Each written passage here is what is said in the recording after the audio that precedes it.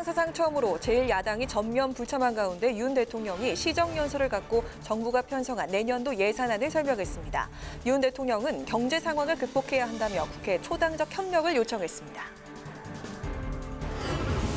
민주당이 야당 불참 속 시정연설을 이어간 윤석열 대통령을 향해서 협치를 포기한 대통령이라고 비판했습니다. 국민의힘은 민주당이 시정연설 보이콧이라는 아주 나쁜 선례를 남겼다고 강력 반발했습니다. 현 정부 정부 조직 개편안의 핵심인 여성가족부 폐지를 놓고 여야가 국정감사장에서 부딪혔습니다. 야당은 여가부 정책의 후퇴를 우려하면서 폐지 반대 입장을 재확인했고 여당은 여가부 기능을 보건복지부로 이관해 오히려 업무 기능이 강화될 거라고 반박했습니다. 뉴스앤 파워 인터뷰, 오늘은 국민의힘 박정아 의원과 함께 지난 국정감사 이슈를 비롯해 윤 대통령의 시정연설을 전면 거부한 여야의 극한 대치까지 정치권 상황을 짚어보겠습니다.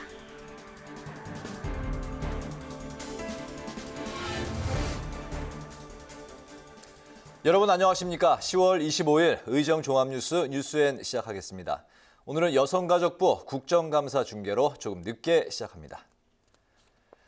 윤석열 대통령이 헌정사상 최초로 제1야당 불참 속에 국회 시정연설에 나서 639조 원 규모의 내년도 예산안을 설명하고 법정 기한 내 처리를 당부했습니다. 윤 대통령은 경제와 안보의 엄중한 상황을 극복하기 위해선 여야가 따로 있을 수 없다면서 국회 협력이 절실하다고 강조했습니다. 보도에 김동길 기자입니다. 대통령 시정연설을 거부하고 본회의장에 불참한 더불어민주당. 이렇게 국회 제1당 의석은 텅 빈 채로 국회 시정연설에 나선 윤석열 대통령은 세계적인 고물가와 고금리, 강달러로 인해 금융시장 변동성이 커졌고 경제 불확실성도 높아졌다고 진단했습니다. 또 그동안 방망한 재정 운용으로 나라 빚은 GDP의 절반 수준인 1천조 원을 넘어섰다고 지적하면서 내년도 예산안은 국가 재정의 건전한 관리와 사회적 약자 보호를 위한 예산으로 편성했다고 강조했습니다. 우리 정부가 글로벌 복합 위기에 어떻게 대응할 것이며 어떻게 민생 현안을 해결할 것인지 그 총체적인 고민과 방안을 담았습니다. 윤 대통령은 2010년 이후 처음으로 전년 대비 예산을 축소 편성하고 역대 최대 규모인 24조 원의 지출 구조 조정을 단행해 재정 수지를 큰 폭으로 개선했다고 밝혔습니다. 또 기초생활보장 지원과 청년 주택 공급 등 약자 복지에 대한 지원을 확대하고 첨단 전략 산업과 중소벤처 기업의 예산을 투입해 새로운 성장 기반을 구축하겠다고 강조했습니다. 윤 대통령은 정부의 내년도 예산안은 국회와 함께 머리를 맞댈 때 완성될 수 있다며 국회 초당적 협력을 요청했습니다. 우리 경제를 둘러싼 불확실성이 지속되고 있는 시기에 국회에서 법정 기한 내 예산안을 확정해서 어려운 민생에 숨통을 틔워주시고 미래 성장을 뒷받침해 주시기를 기대합니다. 윤 대통령은 북한의 계속된 미사일 도발에 대해 유엔 안보리 결의에 대한 중대한 위반이자 국제사회에 대한 정면 도전이라고 비판했습니다. 북한의 7차 핵실험 준비도 마무리된 것으로 판단하고 있다고 말했습니다. 윤 대통령은 이에 대응해 한미연합 방위태세와 한미일 안보 협력을 통해 대북 억제력을 강화해 나가겠다면서도 북한이 대화에 나선다면 적극 협력하겠다고 강조했습니다. 북한이 비핵화의 결단을 내려 대화의 장으로 나온다면 이미 취임사와 8.15 경축사에서 밝혔듯이 우리 정부는 담대한 구상을 통한 정치, 경제적 지원을 다할 것입니다. 김진표 국회의장은 경제 회복과 민생 경제를 살리는 데 도움이 되는 예산이 반영됐으면 좋겠다고 밝히고 예산안 처리를 위한 국회와 정부의 협력을 당부했습니다. 국회와 정부가 긴밀히 소통하고 협력해서 내년도 예산안 심의를 밀도 있고 원만하게 진행함으로써 민생 경제가 조속히 안정될 수 있기를 바랍니다. 국회 방송 김동길입니다. 더불어민주당은 오늘 국회를 찾은 윤석열 대통령을 향해 야당 탄압을 중단하라는 피켓 시위를 벌이며 헌정사상 처음으로 대통령 시정연설에 불참했는데요. 국민의힘은 민생을 포기한 입법 독재라고 강하게 비판했습니다. 이렇게 여야 갈등이 깊어지면서 내년도 예산안 심사를 비롯한 향후 정기국회 의사 일정에 차질이 우려되고 있습니다. 보도에 김희연 기자입니다. 대통령 시정연설이 열리는 국회 본회의장 대신 국회 중앙홀에 집결한 더불어민주당. 민주연구원 압수수색에 대한 항의와 윤석열 대통령의 국회 모독 발언 사과를 요구하며 피켓 시위를 벌였습니다. 민생이면 야당 탄압, 윤석열 정권 규탄한다! 대통령의 시정연설에 야당이 입장조차 하지 않은 건 헌정사상 처음 있는 일입니다. 윤 대통령의 시정연설이 펼쳐진 시각, 본회의장에 불참한 민주당 의원들은 예결위 회의장에 모여 막말과 국회 무시에 대한 사과를 끝내 외면하고 혼자만의 시정연설을 했다며 협치를 포기한 건 윤석열 대통령이라고 비판했습니다. 내년도 예산안 시정연설에 대해서도 민생 회복에 무성의하고 비정한 예산안을 짜놓고 자화자찬에 급급했다고 혹평했습니다. 부자 감세와 민생복지 예산 삭감으로 국민의 삶을 절벽으로 몰고 있으면서 윤 대통령은 민생 경제를 챙겼다며 자화자찬하기 바빴습니다. 본회의장에서 피켓 문구로 부자 감세와 국회 모독 발언에 항의한 정의당도 재정 건전성 위기를 서민과 노동자, 중소소상공인에게 전가하는 말뿐인 약자 복지라며 대통령의 시정연설을 비판했습니다. 국민의힘은 어려운 국회 상황에도 윤 대통령이 협치를 위해 직접 시정연설에 나섰다는데 큰 의미를 부여했습니다. 특히 대통령의 시정연설에 불참한 민주당은 헌정사에 아주 나쁜 선례를 남겼다고 목소리를 높였습니다. 민주당은 지금 절대다수 의석의 입법권을 당대표의 범죄 혐의를 은폐하기 위한 수단으로 삼고 있는 것 아닙니까? 이것은 결국 정쟁으로 이어지게 되고 정부의 내년도 예산안에 대해서는 전년 대비 예산을 축소 편성하면서 재정 건전성이 개선될 것으로 기대되고 코로나로 어려움을 겪는 소상공인 지원을 비롯해 미래 핵심 전략기술 전문 인력 양성과 약자 복지 등 민생 해결을 위한 총체적 방안이 담겼다고 높이 평가했습니다. 하지만 검찰의 민주연구원 압수수색에 이어 야당의 시정연설 불참까지 여야 갈등의 골이 점점 깊어지면서 앞으로 정기국회에서의 내년도 예산안 심사에 난항이 예상됩니다. 국회방송 김희연입니다. 국회 겸임 상임위 중 하나인 여성가족위원회가 오늘 여성가족부 등에 대한 국정감사를 펼쳤는데요. 여가부 폐지를 두고 여야가 충돌했습니다. 민주당은 여가부 폐지에 찬성하는 김현숙 여가부 장관에게 퇴장을 요구했고 국민의힘은 여가부 폐지가 아닌 복지부 산하로 이관해 기능을 더 강화하는 것이라고 반박했습니다. 홍혜진 기자가 취재했습니다. 국회 여성가족위원회 국감은 여가부 폐지를 놓고 세계적 망신이라는 야당과 문재인 정부가 자초했다는 여당이 시작부터 강하게 맞붙었습니다. 민주당은 여가부 폐지에 찬성하는 김현숙 여가부 장관은 국감을 받을 자격이 없다고 몰아붙였습니다. 김현숙 여성가족부 장관의 퇴장을 요청합니다. 여성가족부를 폐지하겠다는 사람이 장관으로 앉아가지고 도대체 무슨 자격으로 국정감사를 받겠다는 겁니까? 일을 안 하겠다는 거 아닙니까? 여가부를 복지부 산하로 이관하는 방안을 추진하는 데 대해선 여가부 정책들이 후퇴할 가능성이 높다고 우려하며 거듭 반대 입장을 표명했습니다. 반면 국민의힘은 여가부가 그동안 권력형 성범죄 사건에 소극적으로 대응하고 2차 가해를 하는 등 젠더 갈등을 오히려 부추겼다며 반성해야 한다고 질타했습니다. 이어 여가부의 복지부 이관은 오히려 다른 부처와의 연계를 통해 업무와 기능을 훨씬 더 강화하게 될 것이라고 반박했습니다. 폐지라기보다는 우리가 이제 폐지라는 말을 썼습니다만 그 여가부의 기능이 없어지는 게 아니에요. 보다 업그레이드 시켜서 발전적으로 해체한다. 그래서 이제 잘할 수 있는 곳으로 이관한다라는 그런 의미가 있습니다.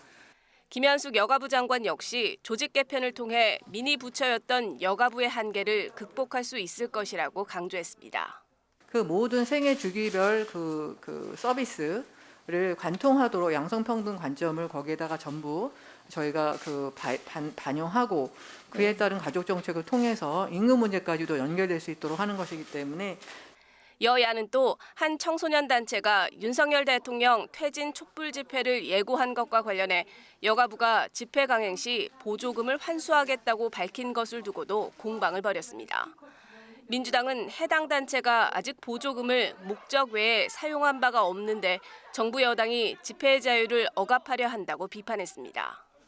반면 국민의힘은 정치적 목적으로 사용될 경우 환수 조치해야 한다고 주장했고 김현숙 장관도 집회는 보조금 목적에 해당되지 않는다며 집회 시 환수 조치할 것이라고 밝혔습니다.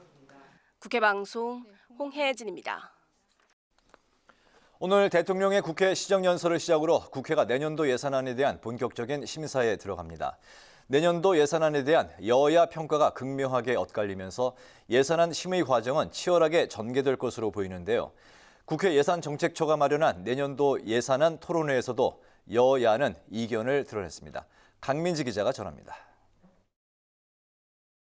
국회 예산정책처가 639조 원 규모의 내년도 예산안을 국회와 정부, 학계가 함께 토론하는 자리를 마련했습니다.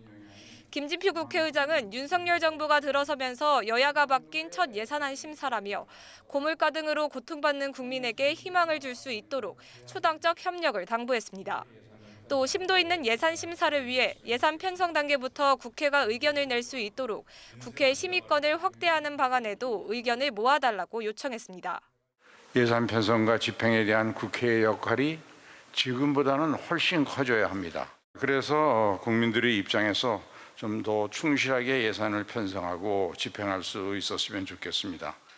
정부가 강조한 이번 예산안의 특징은 긴축 재정을 통한 재정 건전성 확보와 이를 통한 약자 복지, 민간주도 경제 지원입니다. 정부는 불필요한 재정 지출 재구조화를 통해 국가 채무를 줄이고 장애 수당과 병사 봉급 확대, 반도체 인력 양성 등에 집중 투자하겠다고 밝혔습니다. 어려운 경제 여건을 감안한 취약계층 보호 강화, 반도체 등 전략 산업 육성을 통한 미래 대비 투자에 빈틈이 없도록 최선을 다했습니다. 정부의 설명에 국회 예산정책처는 내년 경제 전망을 고려할 때 재정 역할의 증대 요구도 있다고 지적했습니다.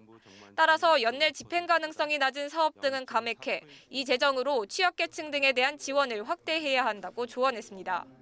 토론회에 참석한 여야는 재정 기조와 사업 등의 입장차를 보이며 치열한 공방을 예고했습니다. 국민의힘은 지출 구조 조정을 통해 재정 건전성을 확보하고 취약계층 지원으로 사회 안전망을 대폭 강화한 것에 대해 긍정적으로 평가했습니다. 다만 경로당 난방비 지원 사업과 병사급여 확대로 인한 역차별 등 논란이 되고 있는 부분은 심사 과정에서 꼼꼼히 살피겠다고 밝혔습니다. 당장은 인기가 없다 하더라도 우리 국민 전체에게 도움이 되고 이런 건전 재정으로의 이 전환에 대해서 높이 평가를 합니다. 반면 더불어민주당은 3고 위기 속 정부의 긴축 재정은 경제 침체를 불러올 것이라며 종부세 완화 등을 통한 부자 감세가 아닌 경제 안정을 위한 점진적 재정 전환이 필요하다고 강조했습니다. 또 공공형 노인 일자리 감축과 지역화폐 사업 중단에 강한 비판을 내놓으며 대통령실 이전 관련 예산 등에 대한 대대적인 삭감을 예고했습니다. 민생과 아무 상관이 없는 대통령실 이전 예산과 감사원 예산에 대해서는 대대적인 수술을 진행하겠습니다. 이 밖에 정의당은 정부의 토지 비축 예산 감액 등 친시장, 친기업 행보를 지적했고 전문가들은 세입 세출에 대한 정확한 정보 제공이 필요하다고 조언했습니다. 국회 방송 강민지입니다. 여야가 납품단가 연동제 합의에 실패하면서 이달까지 활동하는 국회 민생경제안정특위에서 사실상 법안 처리가 무산됐습니다. 류성걸 민생특위위원장은 납품단가 연동제와 관련해 정부와 여야 간의 세부적 합의가 이루어지지 않은 상태라며 관련 법안은 소관 상임위로 넘어가 논의하게 될 것이라고 말했습니다.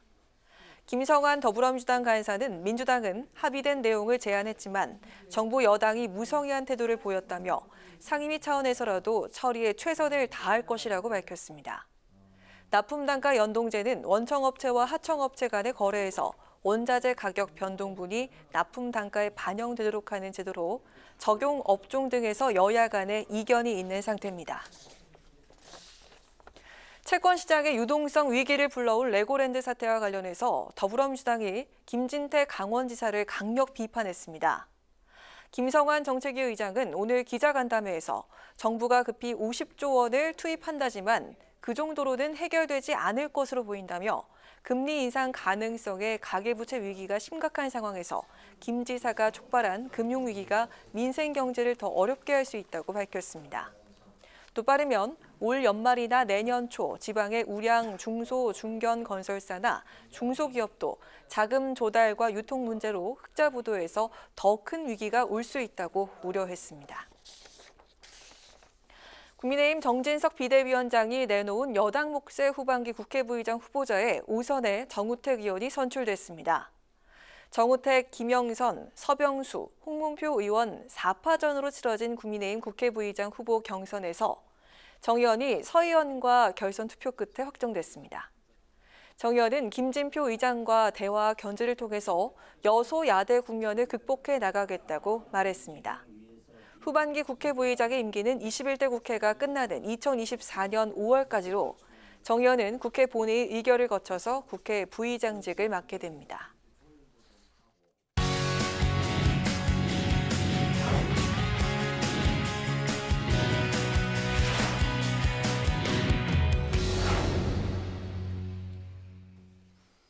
네, 오늘 이슈 분석 박지영 기자와 함께합니다. 박 기자, 어서 오십시오. 안녕하세요. 네, 민주연구원 압수수색으로 전국이 급속하게 이제 얼어붙고 있는 상황인데 민주당이 야당 탄압이라며 이제 반발하고 있습니다.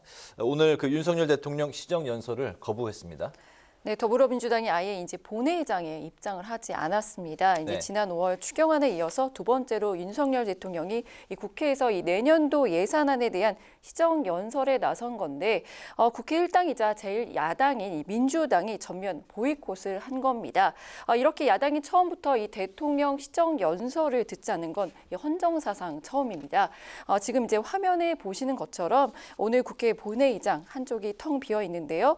바로 169명 이 민주당 의원들의 의석입니다. 네. 이렇게 윤 대통령의 시정 연설에 민주당은 전원 불참을 하고 여당인 국민의힘을 비롯해 정의당, 시대전환, 기본소득당 일부 무소속 의원들만 참석한 채 이 반쪽으로 진행이 됐는데요.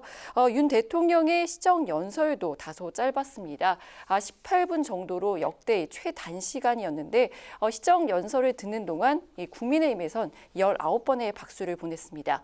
민주당은 본회의장 대신 국회 로턴도 홀에서 이 손팻말을 들고 윤 대통령의 야당 탄압, 막말에 대한 이 규탄 시위를 벌였습니다. 네, 시정 연설에 앞서서 윤석열 대통령, 김진표 국회의장 그리고 여야 지도부 등과 사전 환담도 진행을 했는데 환담 분위기가 어땠습니까? 민주당이 불참을 한 거죠? 그렇습니다. 이제 사전 환담 자리에도 이 민주당이 불참을 하면서 이제 관심을 모았던 이 윤석열 대통령과 이 이재명 대표의 만남은 불발이 됐습니다. 네. 김진표 국회의장은 오늘 국회 분위기 이렇게 표현을 했는데 직접 들어보시죠. 네.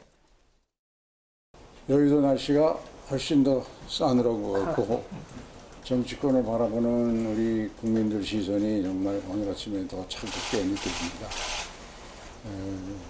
오늘 아침 국회 모습이 가장 좋은 모습으로 국민들께 비춰져야 할 텐데 국회의장으로서 송구스럽 마음입니다. 그래도 이 입법부 수장인 김 의장이 이 민주당의 대통령 시정연설 보이콧에 대해 유감의 뜻을 예둘러 밝힌 것으로 해석이 되고 있습니다.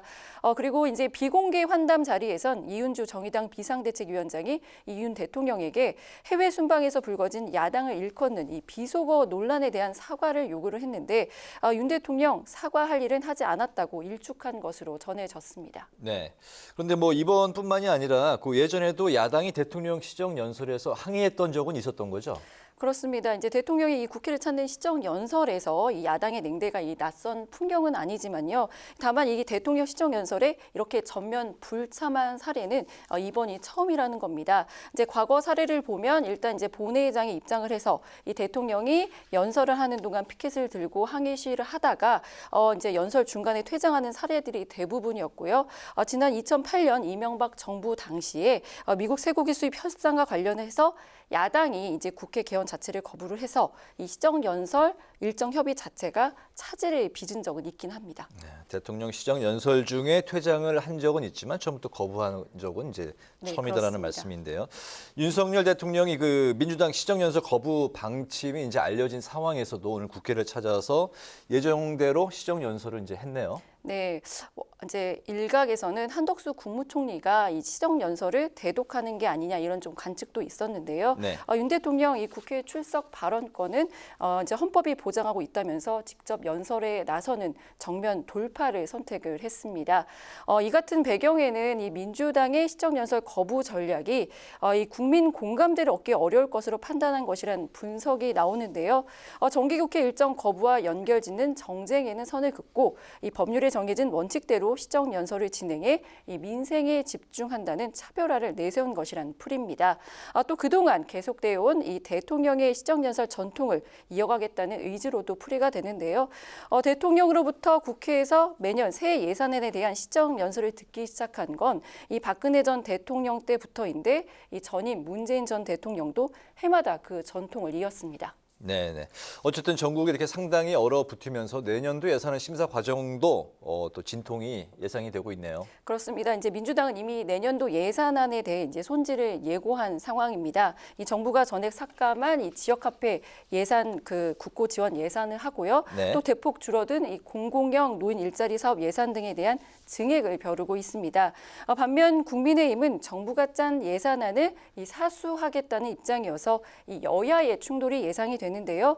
이 내년도 예산안을 국회에서 처리해야 하는 법정 시한 12월 2일입니다.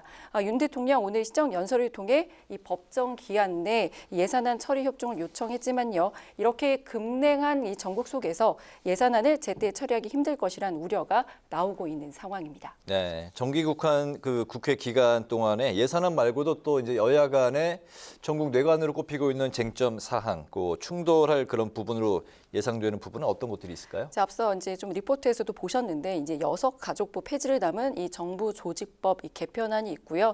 또 여야가 이견을 좁히지 못하는 이 쟁점 법안들이죠. 이 쌀 의무 매입법인 양곡관리법 개정안, 노조의 손해배상 청구를 금지하는 이른바 이 노란 봉투법 등을 놓고도 이 남아있는 정기 국회 기간 동안 여야가 이 팽팽한 대치를 이어갈 것으로 전망되고 있습니다.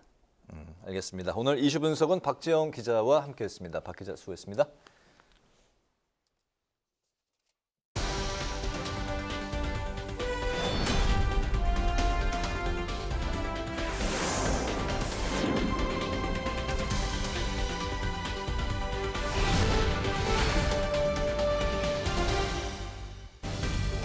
강아랑의 정치톡 시간입니다. 10월 25일 이목을 집중시킨 정치 뉴스 만나보시죠. 오늘의 첫 번째 정치톡은 이재명의 눈물입니다. 이재명 대표 측근들을 향한 수사가 계속되는 가운데 어제 기습 압수수색을 놓고 이재명 대표가 눈물을 보였는데요. 국민 여러분께서 이 역사의 연장을 잊지 마시고 퇴행하는 민주주의 꼭 지켜주시기를 바랍니다.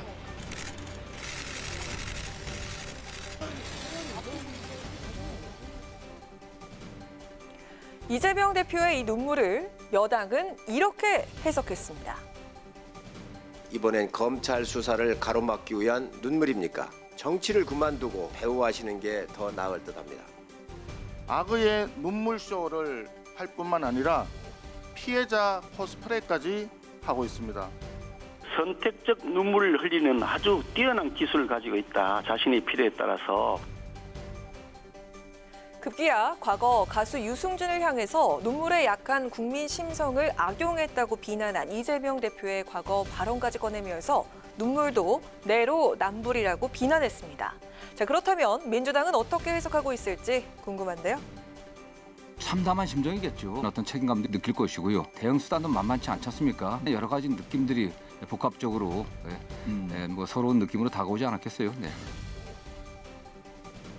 그런데 이재명 대표의 눈물, 이번이 처음이 아니죠. 제가 잘못했습니다. 이제 이런 문제로 우리 가족들 아픈 상처 그만 좀 해주십시오. 지금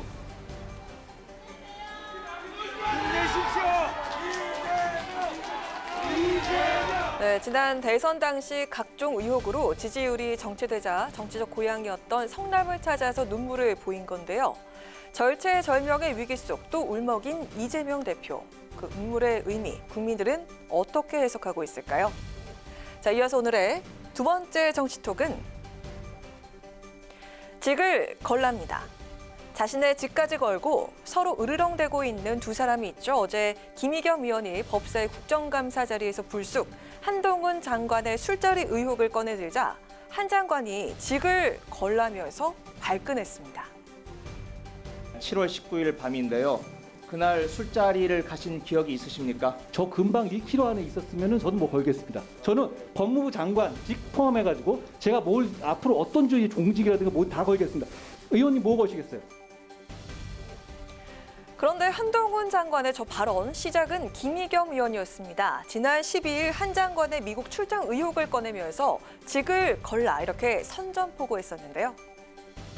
지금 당신이 미국까지 가서 했던 것은 이건 검찰청법 8조를 정면 위반한 거니 하고 싶으면 당신의 직을 걸고 하자. 이 같은 두 사람의 직을 건 신경전, 급기야 오늘 한 장관은 거짓말 면허증을 들고 나섰습니다. 였는데요. 그분이 무슨 자기는 거짓말 해도 되는 면허증을 가진 것이냐 행동하잖아요.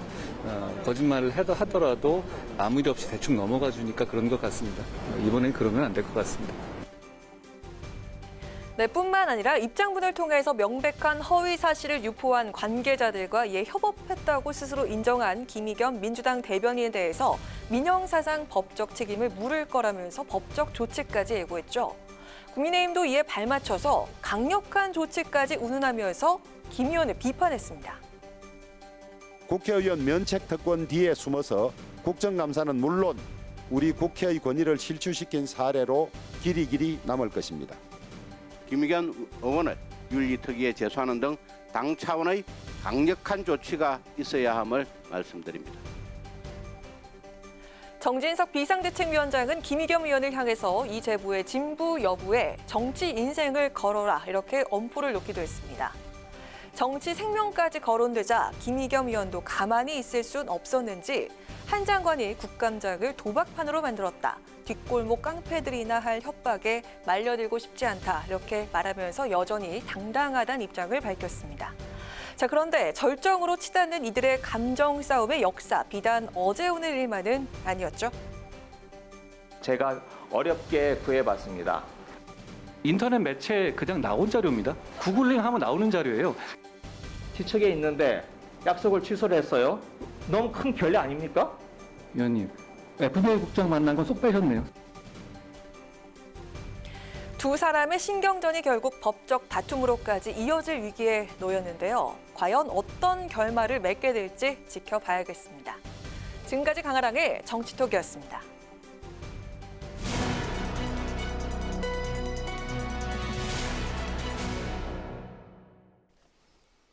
네, 오늘 국회가 참 시끄러웠습니다. 야당의 헌정사 최초 대통령의 시정연설 거부라는 초유의 상황을 맞았었는데요.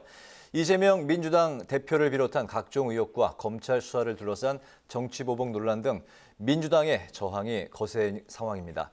오늘은 더불어민주당의 이경 상근 부대변인을 연결해서 자세한 관련 이야기를 들어보도록 하겠습니다. 안녕하십니까? 반갑습니다. 네, 안녕하세요. 반갑습니다. 이경입니다. 네, 오늘 그 민주당 불참 속에 오늘 윤석열 대통령의 내년도 예산안 시정연설이 진행이 됐습니다. 연설 전에 사전 환담도 거부했고 또 야당 의원들이 아예 입장조차 하지 않은 건 헌정사상 유례가 없던 일이었는데 연설 중에 민주당은 비공개 의총을 진행을 했습니다. 이 의총에서 어떤 이야기들이 나왔습니까? 우선은 그 시정연설에 야당 의원들이 보이콧한 것이 헌정사 처음이다라는 지적이 좀 있었는데요. 그 윤석열 대통령이 그쪽에서 먼저 하셨던 얘기인데, 그럼 그 전에 무슨 일이 있었느냐. 야당 국회의원들을 향해서 이 XX 발언들, 그리고 시정연설 전에 야당 강사를 억지로 압수수색했던 점, 우리가 그때 당시에 임의 제출로 협조하겠다고 검찰에 얘기를 했음에도 불구하고 검찰이 마치 건달처럼 불법으로 압수수색 영장도 제출하지 않고 입구로 들어왔었거든요. 이런 것이 헌정사상 처음이다. 그러면서 협치를 해달라는 것이 좀 이것이 말이 되는가라는 점을 먼저 말씀드리고요. 그러면은 의총 때 무슨 얘기를 했냐? 시정연설 때 박수는 하지 못하겠죠. 그렇지만 예산국회 준비를 우리가 어떻게 할 것인가? 지금 초부자 감세가 5년에 60조 원 한다는 얘기 있고, 그리고 민생 예산, 지역 화폐, 뭐 어르신 일자리, 청년 지원 예산 이런 부분들이 전부 다 삭감되고 있지 않습니까? 그래서 예산 국회를 우리가 야당으로서 어떻게 우리가 임할 것인가, 그런 부분에 대해서 우리가 좀 얘기를 한 것으로 전 들었습니다. 네, 오늘 시정연설은요, 예산 편성과 관련한 정부의 주요 정책 등을 국민 앞에 직접 밝히는 자리였죠. 민주당도 2달 전에 합의한 의사 일정이기도 했고요. 민생부터 챙기자고 강조했던 민주당이 이재명 대표를 향하고 있는 이 검찰 수사와 또 국회 책무에 해당하는 시정연설 청취를 연결지은 것 자체가 이게 무리수가 아니냐 이런 지적이 있는데 이에 대해서는 어떤 입장 갖고 계십니까? 국회의 꽃이라고 불리는 것이 국정감사고요. 그리고 그 다음에 해야 될 일이 예산심사를 국회의원들이 똑바로 하는 것, 그리고 국회는 입법기관이기 때문에 민색입법기관으로서 그 역할을 충실히 하는 것이 국회, 그리고 국회의원들의 어떤 책무, 정말 책임 있는 업무를 다하는 것이다라고 하는 것인데요. 국회의원이 할 일이 여기에는 대통령의 시정연설에 박수를 친다는 것이 국회의원이 굳이 할 일은 아니다라고 저는 말씀을 드리고 싶습니다.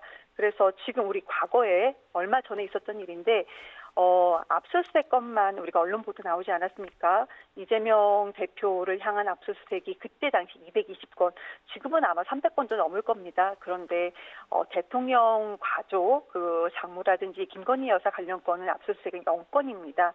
그런 부분이 있는 가운데 지금 제가 앞서 말씀드린 것처럼 시정연설에 나서서 박수 치는 것이 국회의원들이 할 일이냐, 아니면은 정말로 그 국회 예산과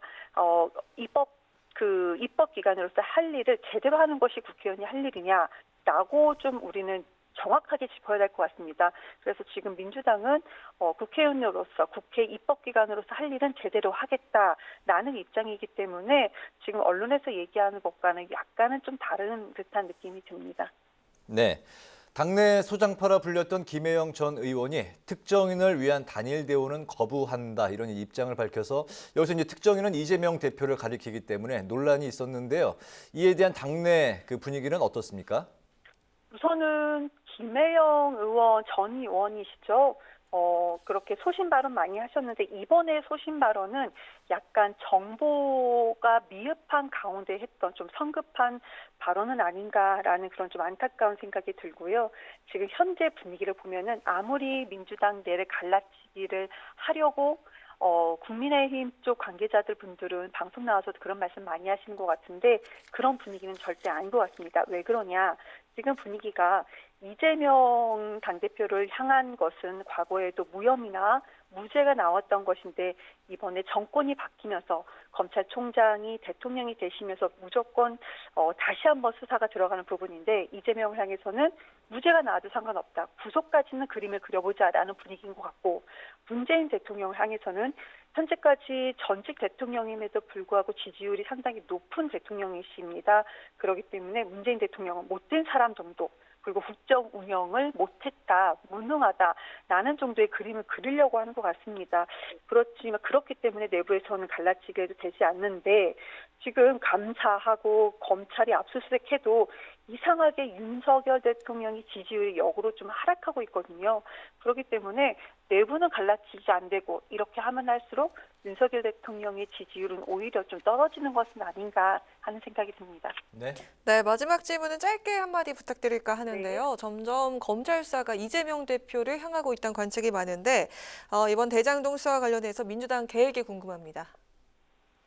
우선은 수사는 수사대로 받는 것이고요. 지금 돈을 받았다라는 것이 남욱부터 시작해서 한 3-4단계에 걸쳐서 유동규에서 끊겼고 그러면 김용 부원장까지 갔다는 것은 지금 증거가 하나도 없습니다. 최소한 그러면 유동규의 어떤 날짜, 시간, 장소 어떻게 돈을 전달했는지 증언이 있다면 이런 증언이 나와야 되는 전혀 아니다. 그렇지만 이것은 그들이 알아서 할 것이지 민주당에서 이 부분까지는 이렇게 나서서 하지는 않고요.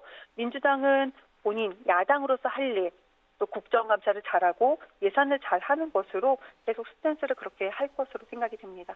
네, 오늘 말씀 여기까지 들어보겠습니다. 고맙습니다. 네, 감사합니다. 네, 지금까지 이경 더불어민주당 상근 부대변인과 이야기 나눠봤습니다.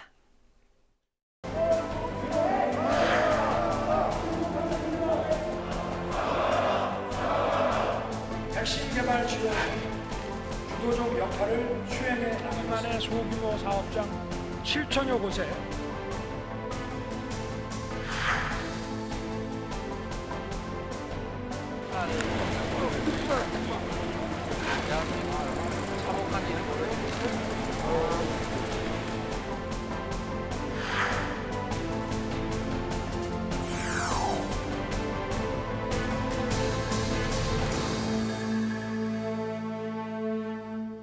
네, 이번 시간은 뉴스앤파워 인터뷰 시간입니다. 오늘은 국민의힘 수석 대변인으로 맹활약하고 계신 박정하 의원을 모시고 오늘 민주당의 윤 대통령 시정연설 전면 보이콧으로 인한 여야의 극한 대치 상황에 대해서 자세히 짚어보도록 하겠습니다. 의원님 어서 오십시오. 안녕하세요. 반갑습니다. 네. 전국은 지금 이제 늦가을이 좀 싸늘한 날씨보다도 더 이제 좀 냉각되어 있는 추워요. 분위기지만 오늘 첫 질문은 부드럽게 시작을 하겠습니다. 오늘 이렇게 국회 방송에 또 이제 국감 이후에 저희 방송을 첫 방송인데 출연해 주셔서 예, 저희도 뜻깊고 예, 감사의 말씀을 드리고요. 지난 재보선 때 당선이 되시고 이번이 그 첫 번째 국정감사였는데 축하드릴 일이 있습니다. 국토교통위원 우수 의원으로 선정이 되셔서 이제 상을 또 받으셨습니다. 네. 6월 재보선 때 이제 뭐 국회에 이제 입성을 하시고 몇 달 만에 또 상까지 받으셨는데 어떤 성과로 이렇게 이제 또 우수 의원으로 또 꼽히셨는지 궁금합니다. 이제 사실은 상은 받았습니다만 부끄러워요. 그러니까 지난주 저희가 이제 제가 국토위 소속인데 네. 지난주에 저희는 이제 종합검사가 다 끝나는데 지난주 초 화요일경에 이제 공항공사에 대한 국감이 있었습니다. 네. 그때 이제 공항공사 내부적으로 좀 뭐 확인은 더 필요한 건이지만 우리 이제 젊은 친구들 아쉬워하는 그 고용 문제.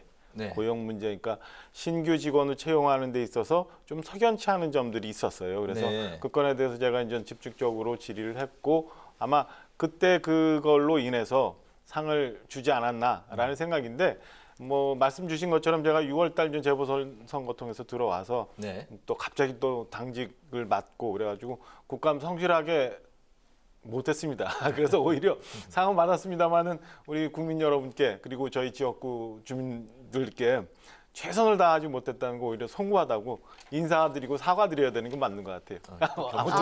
네, 그렇네요. 말씀을 해주셨네요. 네, 다시 한번 축하드리고요. 이렇게 네. 좀 부드럽고 좋은 얘기만 하면 좋을 텐데 오늘 할 얘기가 좀 많이 있습니다. 많아요. 해보시죠 뭐. 네, 해보도록 하겠습니다. 알겠습니다. 네, 국감이 끝나자마자 정말 국회가 그야말로 혼란에 빠진 오늘 하루였는데요. 오늘 대통령 시정연설이 민주당의 전면 거부로 인해서 본회의장이 아주 횡한 모습을 보였습니다. 그 현장에서 먼저 어떻게 느끼셨는지 좀 궁금한데요.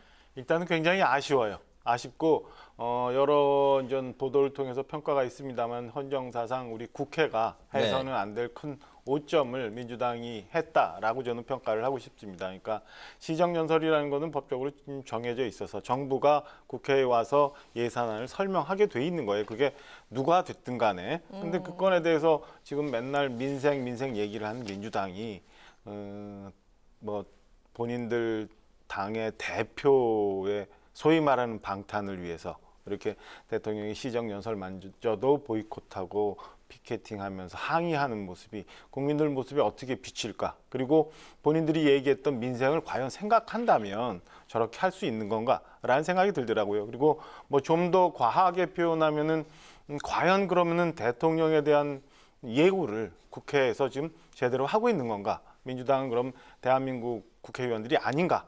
라는 생각이 들 정도로 현장에 있으면서 굉장히 아쉽다라는 생각이 들었습니다. 지난번 대통령 연설 때는 그래도 야당 의석도 다 돌면서 악수하시고 그랬잖아요. 그런 모습들 국민들한테 보여주는 게 좋지 않았나라는 저는 이 점오 의원으로서 그런 생각이 들었어요. 점오 의원이요? 초선도 아직 아니니까. 예, 재보궐선거로 알겠습니다. 그 경제가 참 이제 어렵지 않습니까? 네네. 오늘 대통령 시정연설에 이제 어떤 내용이 담길지가 또 이제 관심사였는데 약자와 복지에 관련된 또 의미 있는 발언들이 많이 이제 나왔습니다. 그 민주당이 이제 성의 없는 그런 이제 뭐 발언이었다, 시정연설이었다 이렇게 혹평을 했는데 우리 그 박 대변인께서는 어떻게 평가하십니까? 저는 대통령과 그 용산 대통령실에서 잘 정리를 하고 했다라고 평가를 하고 싶어요. 그러니까 지난 몇 년간 저는 그런 아쉬움이 좀 있었거든요. 우리가 좀 더 나은 성장 동력을 만들어 가야 되는데, 그리고 정말 필요한 그 어두운 곳을 찾아가야 되는데 우리 예산이 과연 제대로 쓰이는가를 뭐 국회 들어오기 전에 밖에서 좀 봤는데 네. 오늘 저는 대통령 연설을 통해서 많은 부분을 잘 짚었다라고 평가하고 싶습니다. 대외적으로 지금 경제 여건이 굉장히 어렵잖아요. 그래서 2010년 이후에 최초로 이 축소 예산을 잡았어요. 그러니까 네. 금년도 예산 660억 정도, 660조 정도 되지요. 근데 이제 이번 내년 예산은 그보다 줄은 640조가 좀 못 되는 639조 원 네, 정도? 조금 네. 못 되는 예산을 잡아요. 그러니까 지금 굉장히 어려운 대내 여건 상에서 지금 우리가 흔들리고 있는 재정 건전성을 좀 제대로 잡고자 하는 의지가 하나 있었다라고 보여지고요. 두 번째는 뭐 반도체, 원자력 이런 얘기 많이 말씀하셨잖아요. 네. 그동안 우리나라가 잃어버렸던 미래 성장 동력에 대한 화두를 던졌다. 그리고 그에 대한 준비를 내년 예산을 통해서 할 수 있었다라는 생각이 들고 말씀 주신 것처럼 막 흩어져서 집행됐던 예산들이 제법 있었는데 진짜 약자 복지를 위해서 구석구석을 찾을 수 있는 실효성 있는 복지 예산을 좀 설계를 했다라는 평가를 좀 하고 싶고 마지막으로 우리가 그동안 좀 흔들리고 있었던 안보나 국방에 관한 예산도 분명히 짚어서 저는 이 서너 가지 정도가 대통령 시정연설에서 눈에 띄는 대목이었고 지금 현재 우리나라가 처해 있는 상황에서 제대로 예산의 구조를 설계했다라고 평가를 하고 싶습니다. 네네. 네, 오늘 민주당 의총에서 이재명 대표가 야당을 말살했다, 맞서 싸우겠다 이렇게 말을 했고 또 이런 말도 했습니다. 검찰 독재, 공안 통치 이렇게 강경한 발언들도 했는데 오늘 국민의힘도 의총하지 않았습니까? 뭐 어떤 입장이십니까? 네, 저희는 의총했는데 사실은 아시는 것처럼 전 하반기 국회 부의장 선출하는 의총을 해서 네. 오늘 뭐 정치적인 얘기는 의총에서 안 나왔습니다. 그런데 민주당의 의총에 대해서는 글쎄요, 저는 아무리 생각해봐도 이걸 어떻게 논리적으로 연결시킬 수 있을까라는 생각이 들어요. 그러니까 오늘은 내년도 우리 어려운 예산안에 대해서 대통령이 시정연설을 통해서 좀 의견을 제시하는 거고 이 건에 대해서 국회가 심의를 통해서 잘 설계를 해나가면 되는 거잖아요. 이것과 지금 지난 정부서부터 시작됐던 여러 가지 의혹에 대해서 지금 정상적으로 검찰이 수사를 진행하고 있고 제대로 된 법 집행이 진행되고 있는 건데 네. 이거는 이대로 가면 되는 거예요. 그리고 민생은 민생대로 챙겨야 되는 건데 이걸 두 개를 연결시켜서 이게 야당 탄압이고 정치 탄압이고 검찰 공화국이라고 주장하는 저는 뭐 민주당과 이재명 대표의 주장을 논리적으로 저는 도저히 이해가 되기가 어려운 상황이다라고 말씀드리고 싶어요. 그래서 민주당도 아까 말씀드린 것처럼 헌정사에게 다시는 올 수 없는 5점을 남겼는데 네. 지금이라도 소위 말하는 방탄국회 민생을 생각한다면 국회로 돌아와서 국회에서 논의하는 게 옳지 않나라는 생각입니다. 근데 이제 상황은 실제는 더 첨예한 대립으로 이제 그렇게 갈 하고 거로 있는. 예상돼요. 예. 왜냐하면 현재 그 이재명 제1야당의 대표 이재명 대표에 대한 불법 대선 자금 의혹과 이제 관련해서 김용 부원장 그리고 정진석 실장 등은 혐의를 전면 부인하고 있는 상황인데 이재명계 이제 그 핵심 측근이라고는 정성호 의원이 김용 이제 부원장의 이제 개인 비리일 수 있다 그렇죠. 이렇게 선을 그은 상황입니다. 김용 부원장 구속이 이제 이 대표를 향할 거다 이렇게 관측이 나오고 있습니다. 예, 어떻게 보십니까? 이거는 그 뭐 제가 뭐 예단에서 얘기하기 전에 진실을 찾아가는 과정이잖아요. 소위 말하는 팩트의 영역이에요. 그래서 어디까지 갈지 모르겠습니다만 저는 뭐 개인적으로 추측을 한다면 네. 불가피 그렇게 가지 않을까라는 생각이 듭니다. 일단은 전체적으로 보면은 앞서 우리가 얘기했던 것처럼 민주당에서는 야당 탄압이다, 정치 탄압이다라는 얘기를 계속 하고 있어요. 근데 오늘 정성호 의원 얘기 소개해 주신 것처럼 요 며칠 전까지만 해도 조작 수사다라는 얘기를 민주당에서 많이 했습니다. 근데 오늘 갑자기 개인 비리일 수도 있다라고 약간의 뉘앙스의 변화가 있어요. 저는 이것 자체가 민주당이 감출 수 없는 부분들이 점점 드러나니까 소위 말하는 뭐 거짓의 뚝이 무너져 가고 있으니까 저는 이런 약간의 그 입장 변화들이 있지 않나라는 생각이 들고요. 앞서 말씀드린 것처럼 이거는 정치적 이해관계에 따라서 뭐 시시비를 가리고 아니면 그에 대해서 논박이 있는 게 아니라 진실의 과정, 팩트를 찾아가는 수사의 과정이기 때문에 저는 뭐 누구도 부인할 수 없다고 봅니다. 그리고 김용 부원장이 지금 구속이 되어 있는 상황이고 정진상 부실장, 소위 두 분이 다 이재명 대표께서 말씀하시는 명실상부한 나의 최측근이에요. 나의 최측근들이 이렇게 이제 자꾸 연루가 되고 구속이 되는 상황이 온다면 저는 마지막 가면 결국에는 이재명 대표가 답을 해야 되는 그런 순간이 올 거고, 많은 국민들이 의혹을 갖고 있고 민주당이 그렇게 쌓고 덮으려 했던 무언가들이 이제 국민들 앞에 서서히 나올 거다. 그렇게 되면 국민들이 왜 지금까지 이렇게 민생국회도 외면하고 말로만 그렇게 얘기하고 대통령의 시정연설도 보이콧을 했는지에 대한 답을 찾아갈 수 있다고 생각을 합니다. 네. 네, 또 지금 뭐 다른 얘기인데요. 정치권에서 화제인 이슈에 대해서 하나 질문 드려보도록 하겠습니다.